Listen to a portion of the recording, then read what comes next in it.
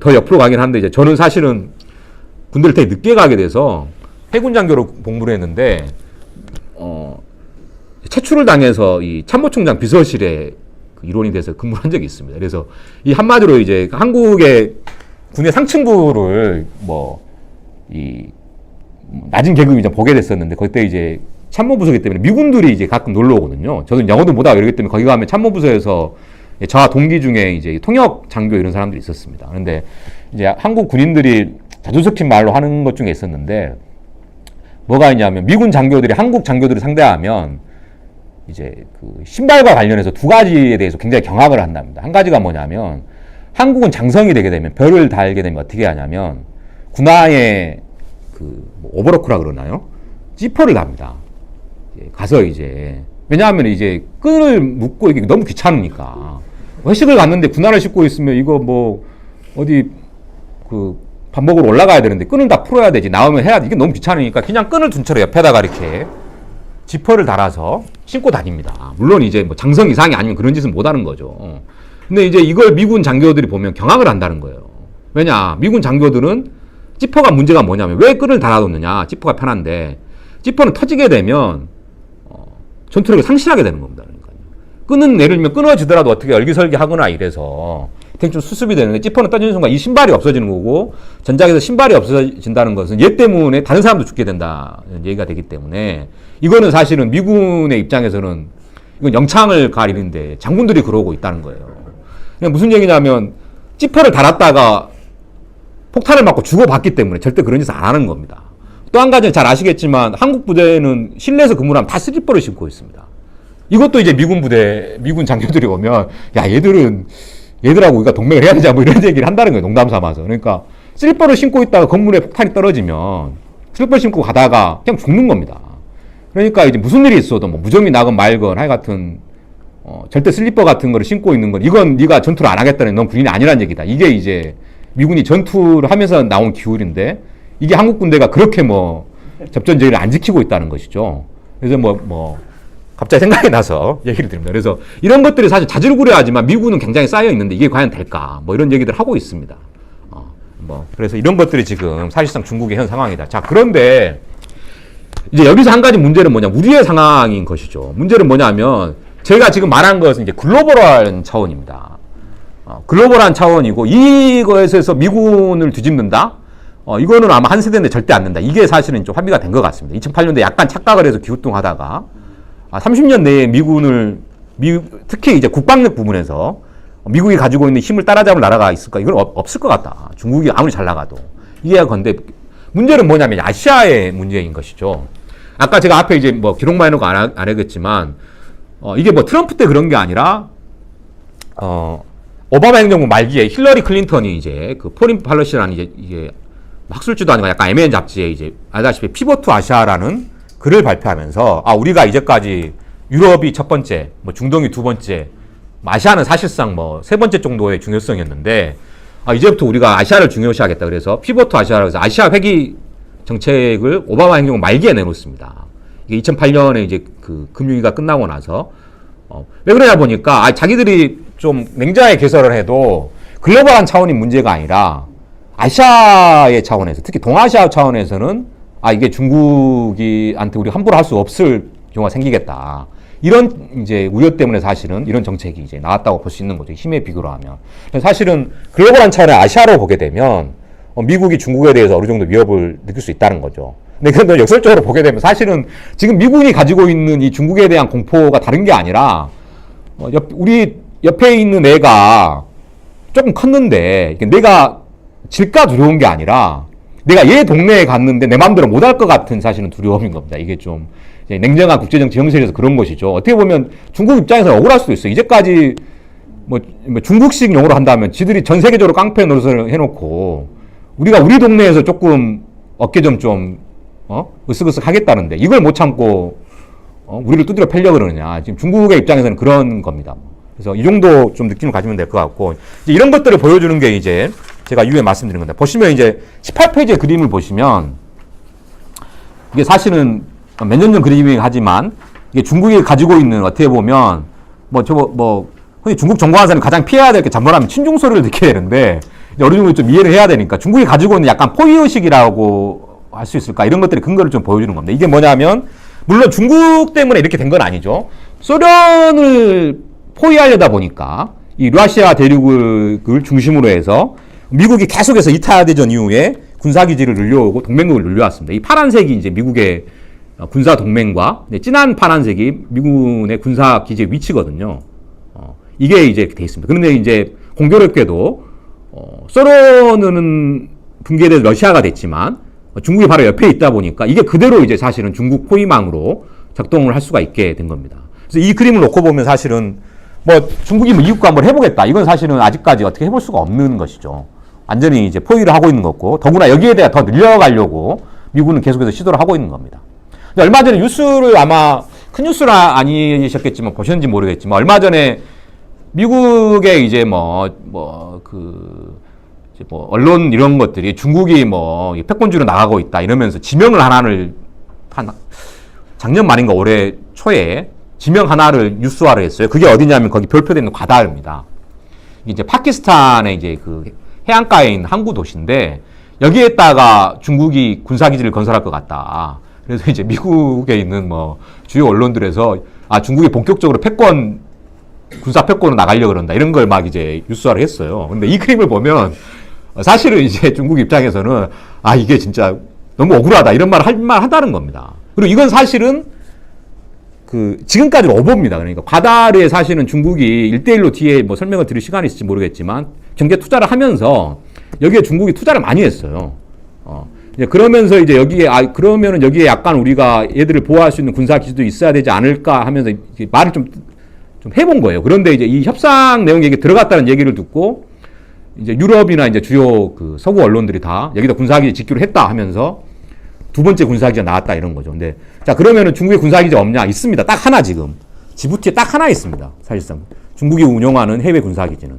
그리고 여기에는 사실 이건 뭐냐면 임차 주둔이라고 했지만 우리가 봤듯이 무슨 동맹 주둔기지가 아니라 땅을 빌려서 하는 거고 이 지부티 내에는 미군의 군사기지도 있고 일본군의 군사기지도 있습니다. 왜냐하면 여기 보시면 알겠지만 여기가 지금 수에즈 운하로 들어가는 길목이거든요.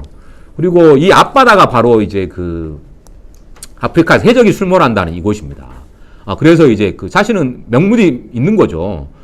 중국 배들이 납치도 당하고 있으니까 우리도 여기에 하나 있어야 되지 않겠냐. 그래서 여기에 이제 몇 개 나라가 같이 주둔을 하고 있고 이게 사실은 현재까지 중국이 해외에 만든 유일한 군사 기지입니다. 그러니까 이런 부분에서 아직 상대가 안 되는 거죠. 중국의 동맹국이 몇 개 나라죠? 사실 하나입니다. 북한 하나밖에 없습니다. 이런 면에서는 아직까지 중국이 어떻게 해볼 수 없는 부분이라는 겁니다. 이제 그렇지만 이제 아까 말씀드렸듯이 이제 아시아 차원에서 보면 약간 달라지고 중국이 그동안 커온 게 있기 때문에 미국 입장에서는 우리가 마음대로 못 해겠구나 이런 이제 생각을 하게 되면서 아시아에 신경을 쓰게 되는 것이죠. 이 사이에 사실은 우리가 아주 정 한가운데 지금 끼어 있는 거고요. 이건 자, 그림으로 간단히 그런 거 다른 게 아니라 중국이 이제 미국이 중국 본토를 쳤을 때 이제 실력이 향상이 됐다는 거죠. 당연하지만. 근데 사실 중국이 워낙 땅덩어리가 넓었기 때문에 이게 사실은 우리가 생각하는 것보다 최근에 이 능력이 확보가 됐습니다. 보시면 알겠지만 이게 이 19페이지 그림이 한마디로 중국의 미사일이나 중국의 항공기가 이제 쳐낼 수 있는 대충의 이제 구역을 설명한 거거든요. 이게 이제 시간이 가면서 넓어져서 한 2010년이 돼야 이 앤더슨이라고 밑에 우측 하나에 있는데 이게 이제 괌기지거든요. 이제 미군의 괌기지를 어떻게 좀 해볼 수 있는 실제 이제 붙어보면 어떻게 될지 모르겠지만 여기까지 그나마 좀 미사일을 날려볼 수 있는 이게 사실은 확보된 게 몇 년이 안 됐습니다. 그리고 이제 미군 항공기나 미사일이 오게 되면 본토로 침략하게 되면 방어할 수 있는 게 이제 이 밑에 건데 이게 진한 게 이제 사실은 미사일이고 이제 좀 이제 옅게 칠해진 게 항공기로 커버할 수 있는 지역입니다. 그래서 보면 중국 땅이 워낙 넓기 때문에 이게 커버하기가 되게 쉽지 않습니다. 그래서 이것도 이제 그럭저럭 전 국토를 커버할 수 있게 된 게 사실은 아주 오래되지가 않았습니다. 특히 이제 미군을 생각했을 때. 그래서 재밌는 게 뭐냐면 한 70년대 말까지 홍콩 쪽에서 중국의 인민일보에 보면 가끔씩 미군을 성토하는 기사가 나옵니다. 지금 남중국해가 한참 뉴스가 되니까 제가 생각나서 말씀드리는데 뭐냐면 미군 해군 욕을 엄청나게 써요. 가끔씩 인민일보가요. 마오쩌둥 말기에 왜 그러냐면 거기 이 그림을 보시면 아시겠지만 홍콩 쪽에서 대충 들어와도 별로 막을 수단이 없는 거예요, 이게. 미사일도 안 닿고, 뭐, 높이 뜨면. 옆에로 이게 좀 옆에 돌아가면, 성능 좋은 미군 비행기가 들어가면, 뭐, 항공기를 떠올려도 이제 얘를 쫓아가기 전에 기름이 떨어져 돌아와야 되고, 뭐 이런 상황이었습니다. 그래서 사실은, 뭐 이거는 이게 공개가 안 돼 있게 그러지만, 남중국해에서 이게 미군이 거기다 항공모함을 띄워놓고 수시로 왔다 갔다 하면서, 이 중국 남쪽을 많이 봤다 그래요. 그러니까 이제 인민일보 기사가 뭐였냐면 한 번만 더 오면 가만두지 않겠다. 이게 이제 연례 행사였습니다. 근데 가만두지 않을 방법이 없었기 때문에 이 기사를 보면 해마다 계속 있습니다. 그래서 사실은 이제 영광이가 뭐고 사실 당시에 미군이 많이 왔다 갔다 했었다는 거죠. 사실 우리가 생각하는 것보다 이 둘의 감정 또 남중국해에서 대립의 역사가 좀 오래된 것들이 있었습니다. 아무튼 간단히 말씀드리고 있어요. 이런 상황입니다. 근데 이런 식으로 해서 이제 중국의 자체적인 방어가 커졌고 또 한 가지는 미국을 뿌게 되면 이게 사실은 우리가 좀 슬픈 일인데 지금 뭐 150%로 뭐 우리 보고 뭐 부담금 늘리는 이런 얘기를 하고 있는데 지금 그렇다고 해서 미국이 나가야 되면 과연 우리가 중국을 믿을 수 있을까? 중국을 전공하는 입장에서도 이게 장기적으로 참 쉽지 않은 문제인 것 같아요. 근데 이게 이제 간단히 수치만 봐도 보면 뭐냐면 이게 지금 인도는 지금 제외가 됐는데 호주, 일본, 뭐 대만은 이제 중국이 나라가 아니라 그래서 통계자료에서 빼버리기 때문에 빠진 겁니다. 뭐 이게 다른 이유가 아니라. 그래서 세계은행이나 뭐 이런 주요 자료를 보게 되면 하여튼 이 미국이 있는 동태평양을 제외하고 서태평양에 있는 모든 나라를 인도까지를 다 합쳐서 계산을 하면 최근에 중국 GDP가 이거와 비슷해졌습니다. 그러니까 미국을 제외하게 되면 아시아에 있는 모든 나라가 힘을 합쳐야지만 경제적으로 지금 중국과 상대해 볼 수 있는 지금 수준에 된 거예요.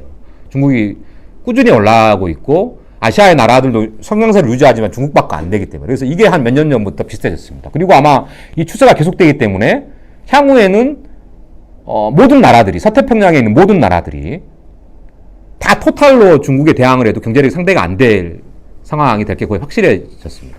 그리고 또 한 가지는 이제 국방비는 더 심합니다. 아까 이제 미국 국방비 절대적이라고 했지만 아시아 국방비를 보게 되면 지금 동아시아에서 국방비로 보게 되면 물론 이건 이제 중국이 겉으로 내놓는 국방비하고 실제 국방비 많이 차이가 되기 때문에 여러 가지 통계적으로 차이가 있을 수는 있지만 사실상 50%를 이미 뛰어넘었고 거기 보시면 거의 70% 육박하고 있습니다. 전체 국방비예요. 그러니까 과연 이게 이 상태로 계속가면 우리가 지금은 이제 지금 우리 남북 화해 분위기 속에서 여러 가지 생각을 하게 되지만 과연 이게 속된 말로 미국 놈이 나을까 중국 놈이 나을까 이런 고민을 할 수밖에 없는 처지에 몰릴 수도 있는 게 이게 객관적인 수치로 좀 보인다는 거죠. 또 한 가지 이런 것들이 이제 아까 아시아 회계 정치에도 그런 얘기를 했지만 이런 수치들이 중요한 이유가 이 논리가 반드시 맞지 않을 수는 있겠지만 이런 것들을 비교해 보면 지금 변화가 왜 일어나는지 약간 보인다는 겁니다. 방금 제가 말씀드렸듯이 아시아 전체를 합쳐도 사실은 미래를 계산해 보면 경제력 있는 국방이 상대가 안 되거든요. 그래서 최근 미국이 굉장히 신경 쓰는 나라가 어디냐면 인도입니다. 이게 왜냐하면 인도하고 중국이 전통적으로 이제 국정 문제 이런 것 때문에 사이가 안 좋아졌을 뿐만 아니라 이게 대충 미국의 기존 국방력 동맹국들 일본과 한국을 합쳐놔도 별로 중국이 잘 안 될 것 같단 말이에요. 동아에 이제 솔직한 얘기로 보면 이제 한국은 좀 간을 보고 있는 것 같고 그 다음에 이제 동남아 국가들을 보면 애들도 언제 중국으로 좀 돌아설지 모를 것 같고 이런 상황에서 이게 과연 우리가 좀 부담을 덜면서 이 중국을 막으려고 그러는데 이 나라 밖에는 안 되겠다. 그렇기 때문에 이 인도하고 이 동남아하고 동아시아를 전체를 연결하지 않으면 중국을 커버할 수 없다는 생각을 하게 된다는 거죠. 이 규모로 봤을 때. 그래서 이제 가장 이제 이게 선명하게 드러난 게 원래 이제 미국의 이 지역별 사령부가 아시다시피 태평양 사령부가 따로 있었는데 이걸 최근에 올해 초에 이름을 바꿨습니다. 인도 태평양 사령부로. 그래서 이게 한 덩어리로 커버할 수 있게 한 것이죠. 그리고 이제 이러다 보니까 이제 가장 큰 사령부 규모가 됐습니다. 이건 사실은 방금 말씀드렸듯이 인도까지 포함했지만 그렇게 겉으로 말하지만 이건 완전히 이제 중국 봉쇄를 하기 위한 사령부의 재편이죠. 이렇게 해야지만 상대가 되기 때문에 그렇게 돼가게 되는 것입니다. 그래서 쭉 이제 그 다음에도 이제 그림으로 설명하시게 말씀드렸습니다. 그래서 그냥 다시 하는 말씀이기 때문에 추가로 드리지 않을 수 있을 것 같습니다. 한 가지만 더 말씀드리면 아까 제가 중국의 본토 방어 능력이 올라갔다 이런 얘기를 들었는데 미국 애들이 주요 이제 싱크탱크나 이런 데서 끊임없이 워게임을 돌립니다. 뭐, 이게 그 구체적인 기술적인 사안은 저도 모르겠지만, 그런데 이제 이게 비밀도 아니에요, 사실은. 뭐 랜드 뭐 이런 얘기를 들어보셨겠지만 이런 것들이 뭐 단행본식으로 해서 다 이게 해마다 뭐 내고 있거든요. 근데 뭐 최근에 보면 남중국해, 그 다음에 대만 해협 이런 데에서 이제 보면 이제 미군이 상정을 해서 요 게임을 돌립니다. 다행히도 한반도는 잘 안 들어갑니다, 아직까지. 그러니까 미군이 생각할 때 중국과 한판 붙으면 남중국해 아니면 대만 해협이라는 거죠.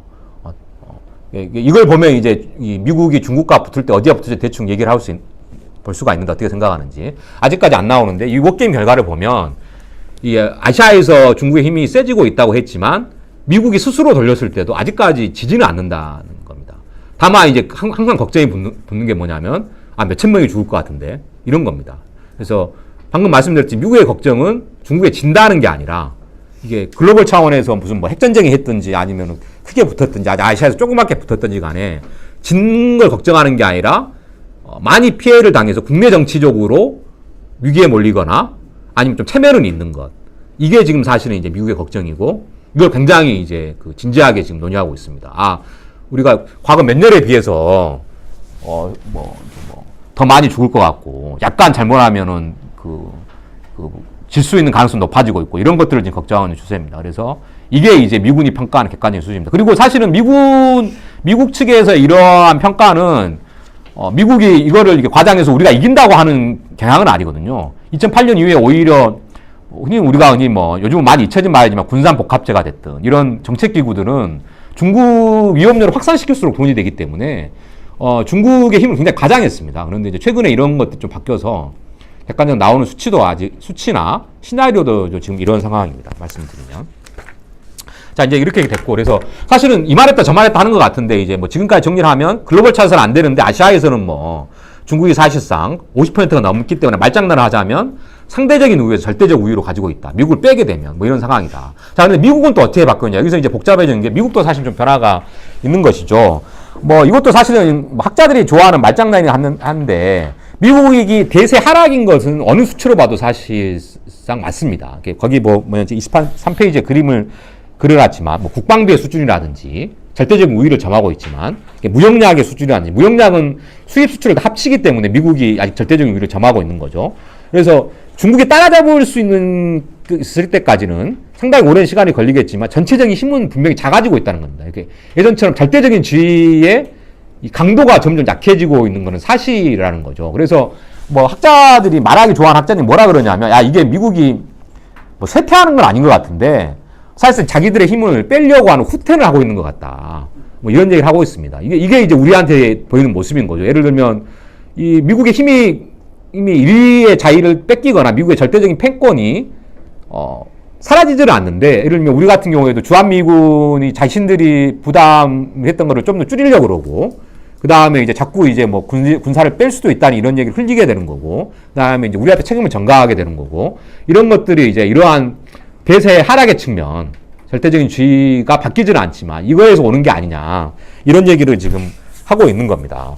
그리고 또 한 가지는 이게 이제 반영된 걸 수도 있는데 국내 정치적으로도 변화가 있다는 것이죠. 그래서 이제 뭐 트럼프가 과연 일시적인 현상이냐, 그렇지 않다고 이제 많은 학자들이 주장을 하고 있습니다. 포퓰리즘이 확대되고 있고, 그 다음에 이제 사실상 70년대 이후에 미국은 이렇게 뭐 그래프로 그려오게 되면 이제 뭐 우리가 봤을 때는 이제 그놈이 그놈인 것 같지만 어찌됐든 민주당과 공화당의 격차가 계속 커져왔다. 그게 이제 트럼프 때 이제 그 폭발을 한 것이고, 이 경향은 지금도 계속되고 있기 때문에 이러한 양극단이 분열되는, 좌우가 분열되는 정치 구조, 그다음에 포퓰리즘이 강조되는 정치 구조, 더구나 미국의 힘이 조금씩 사그라드는 정치 구조에서는 지금과 같은 정책적인 방향이 쉽게 바뀌지 않을 것이라는 게 이제 그 미국 전문가들의 얘기입니다. 그래서 이런 상황이 되고, 그래서 이게 이제 뭐 최근에 나오는 단어긴 한데, 그래서 미국 학자들이 지금 이런 변화를, 미국 학자들뿐만 아니라 언론에서 뭐라 그러냐면 이게 윌슨주의가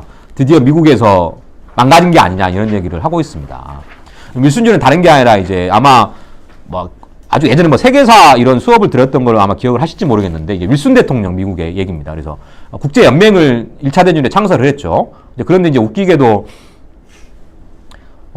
미국 의회에서 비준을 안 해서 아시다시피 미국만 빼놓고 국제연맹이 창설이 돼서 결국엔 국제연맹이 아무 쓸모가 없게 돼서 2차 대전이 일어나고 후에 이제 국제연합이 창설이 됐습니다. 그래서 다른 게 아니라 이상주의적인 거죠. 아, 이게 우리가 서로 힘을 합치면 세계 평화를 기여할 수 있고 이 가운데서 미국이 역할을 해야 되는데 이 기본적인 것이었습니다. 그래서 뭐 다른 게 아니라 이제 뭐 우리가 흔히 아는 미국의 모습, 뭐 실질 모습은 어쨌든 간에 민주주의의 전파를 강조하고 독재 정권 타도를 강조하고 이러면서 이제 미국적 가치를 투입하기 위해서 인권을 강조하고 이러면서 군사적인 침공도 마다하지 않는 이게 이제 2차 대전 이후에 미국이 깔려있는 기본적인 것이었고 우리가 흔히 미국이 보수주의니 그렇지만 보수주의조차도 사실은 이 기본적인 윌슨 대통령부터 이어지는 이 기본적인 전통을 유지하고 있었다. 그런데 트럼프가 등장하면서 사실은 이게 깨지고 있다. 무슨 얘기냐 하면 더 이상 이런 식의 개입주의에서 이제 실질적인 후퇴의 모습이 보이고 있다. 그리고 이것은 이제 트럼프 자체의 문제가 아니라 미국 국민들의 전체적인 여론의 추이, 그 다음에 방금 말씀드렸던 이게 당파적인 분리 이런 것들 속에서 계속 갈 수밖에 없을 것 같다. 그리고 실제 오바마 행정부 말기에도 이미 이런 모습이 약간 보이고 있었다고 이제 학자들은 평가를 하고 있습니다. 그래서 말하기 좋아하는 걸 수도 있겠지만 윌슨주의가 쇠퇴하고 있기 때문에 지금 이게 트럼프가 다음 대통령 선거가 어떻게 될지 모르겠지만 민주당이 다시 정권을 잡는다 그래서 지금 가지고 있는 그 동맹국으로의 부담 확대 그 다음에 미군의 어떻게 보면 아까 방금 말씀드렸듯이 쇠퇴는 아니지만 일정 정도의 국제적인 정치 질서에서의 후퇴 이런 것들은 계속될 가능성이 높다. 이게 이제 지금 일반적인 생각하는 겁니다. 여기서 중요한 건 사실은 우리 입장이었죠. 이게 이제 왜 우리한테 중요시하게 되냐면 이게 사실은 왜 오바마 행정부 말기에도 됐냐면 계속 앉아있기만 해도 그래서 간단히 설명드리면 이건 많이 들어볼 수도 있었을 것 같습니다. 네. 거기 제가 이제 보면 24페이지에 허브 앤 스포크스 이런 말을 써놨거든요. 무슨 말이냐 하면 미국이 이제 나토, EU 국가하고 주로 겹치지만 유럽에서 나토하고 동맹을 할 때는 이렇게 미국이 있지만 대충 동등한 지위를 이렇게 유지를 시켜줬습니다. 그래서 이제 예를 들면 나토에 보면 사령관이 나토군이 사령관은 미국인이 아니고 이런 것도 많고 보면 이런 식으로 이제 대충 한 덩어리로 움직였거든요. 그런데 이 아시아 동맹은 어떻게 했냐면 이게 허브가 뭐냐면 이 마차 바퀴가 이렇게 있지 않습니까? 이렇게 옛날 그 서부 영화 보면 이게 허브고 이 바깥에 이 살이 이 스포크스입니다. 이 스포크라고 부르는데 이 구조였다는 거죠. 그래서 이렇게 돼서 일본, 한국 이런 애들은 미국이라는 이 중심축을 중심으로 해서 돌아가는 구조였습니다. 2차 대전 이후의 동맹 구조가. 근데 이게 왜 그 차이가 있냐면 이걸 인정을 안 한 거예요. 일본과 한국이 따로 연결을 하는 것. 그래서 사실은 한일 정보조약이 왜 중요하냐면 이 기본적인 논지어가 완전히 바뀌어버린 거거든요. 왜냐하면 일본과 한국이 따로 만나는 것 자체를 사실은 2000년대 전까지만 해도 미군이 반대를 했습니다. 예를 들면 우리가 다른 나라하고 뭔가 군사적인 협력을 맺는데 일정 정도 이상을 간다. 그러면은 이 기조에 어긋나기 때문에 오히려 미국에서 적극적으로 막았거든요. 근데 이걸 이제 오히려 미국이 우겨서 연결을 시키는 거죠. 이게 그래서 사실은 동맹 구조 자체가 바뀌는 거고 이게 사실 이제 네트워크화 되는 겁니다. 물론 이 네트워크화 되는 구조는 우리가 흔히 네트워크에서 인터넷처럼 네트워크에서 상상하는 이렇게 평등한 구조는 아닙니다. 굳이 말하자면 미국이 가장 크지만 일본을 좀 중요한 네트워크로 해서 다 연결을 하려는 거죠. 그래서 이제 이게 사실은 물순주의의 약화라든지 미국의 어떤 후퇴에서라든지 여기서 이제 우리하고 관계돼서 동맹체제의 변화에서 가장 중요한 변화라고 할 수 있겠습니다. 왜 이렇게 되느냐? 이건 방금 말씀드렸던 것을 생각해보면 쉽게 이해할 수 있을 것 같습니다. 일단 미군이 다 분함할 수가 없기 때문에 이 선을 연결해야 되는 겁니다. 또 한 가지는 뭐냐면 방금 말씀드렸던 저 바퀴축과 살을 했던 이유는 뭐냐면 사실은 미국이 아시아 동맹을 믿지를 못했어요. 한국이 보게 되면 우리가 사실은 굉장히 이제 오래전 기억으로 떠올리고 있지만 70년대만 해도 미국이 봤을 때는 이게 좌익이 활개치고 있고 대통령이 암살당하고 가끔씩 예를 들면 김희신 그게 1, 2 사건이 언제였죠? 한 70년대만 해도 간첩이 와가지고 청와대를 습기해보고 이러니까 야 이게 만약에 순간적으로 예를 들면서 이게 성공을 해가지고 연합사가 털린다 이러면은 이게 같이 정보를 공유하게 되면 미군의 정보가 흘러가게 되는 거거든요. 그리고 여기서 이제 미군의 입장에서 예를 들면 좌익 세력이 준동을 해서 어디 특정 지역을 점령해서 미군 기지가 넘어가게 된다. 이렇게 되면은 네트워크가 되어 있으면 이게 다 넘어가게 되는 겁니다. 그래서 사실은 동맹국을 못 믿었기 때문에 자신들이 가지고 있는 중심적 위치를 포기하지 않았는데 이게 이제 사실은 오래 유지되다 보니까 이에 대한 설마 이제 한국이 그렇게 되지 않을 거라는 것을 알게 됐고 방금 말씀드렸듯이 비용을 전가해야 되고 또 한 가지는 뭐냐면 무기체계가 또 바뀌게 된 겁니다. 사실 일부는. 이게 MD가 왜 그러냐면 MD는 뭡니까? MD는 사실은 네트워크화가 돼야 되는 거거든요. 그래서 이런 무기체계의 변화, 그 다음에 비용 부담을 전가하려는 것, 그 다음에 동맹국들의 안정화 이런 것들을 하면서 동맹 구조가 바뀌면서 사실은 우리가 아는 한일 정보 협정 이런 것들이 사실은 나오게 됐다고 이제 볼 수가 있을 것 같습니다. 자, 그런데 이제 이게 사실은 우리가 문재인 정부 들어서 이걸 이제 뭐 문제가 있는 게 아니냐, 뭐 MD도 뭐 다시 사고해 본다든지, 뭐 그 다음에 이제 알다시피 사드 문제였을 때 고생을 엄청 하지 않았습니까? 그런데 이제 이게 사실은 솔직히 말씀드리면 적당히 뭉개면서 그냥 이렇게 흘러가고 있는 것 같아요.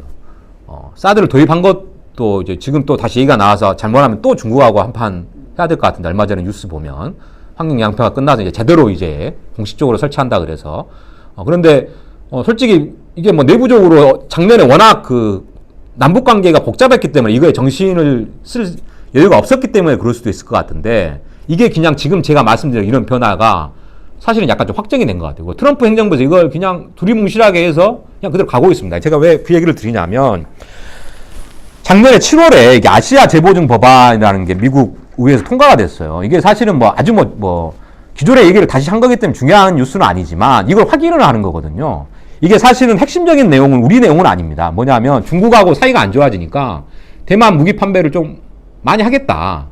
이걸 이제 미국의 특징이 이게 정책을 약간 법안의 이름으로 하기 때문에 그런 거긴 한데 우리 법의견 약간 다르긴 하지만 아무튼 이것을 넣고 그다음에 남중국해에서 지금 미국이 중국의 주장을 인정하지 않고 계속 이 군함이 왔다 갔다 하지 않습니까? 이걸 이제 항해의 자유작전이라는데 이걸 이제 사실은 법제에 하에서 하겠다는 게 주요 내용이에요. 근데 그 중에서 그 아시아 동맹에 관한 내용이 있는데 그 중에 한국 관련 내용이 뭐가 있냐면 여기 나와 있듯이 뭐냐면 제가 글씨를 작게 써놨지만 24페이지에 보면 인도 태평양 지역의 평화와 안보 죽진에서 핵심적인 역할을 해야 된다. 이걸 한미동맹의 역할을 규정을 해놨어요. 법으로. 그 다음에 또 한 가지 뭐냐면 한미의 삼각 안보협력을 미사일 방어, 정보 공유, 다른 국방 관련 내용을 심화한다 이렇게 돼 있어요. 사실은 우리가 이제 사드 이런 배치를 하면서 다 이거 안 해야 된다고 주장했던 게 사실 이미 미국 법에 이미 들어갔습니다, 작년에. 그래서 이렇게 간다는 거예요. 근데 이게 왜 그랬는지 모르겠지만 다들 이게 어떻게 보면 한국의 학계가 됐든 아니면 정책계가 됐든 이게 그냥 그렇게 가기로 된 거 아니냐. 이렇게 합의가 돼서 그런지 모르겠는데 그다음 별로 논쟁이 안 됐어요. 네.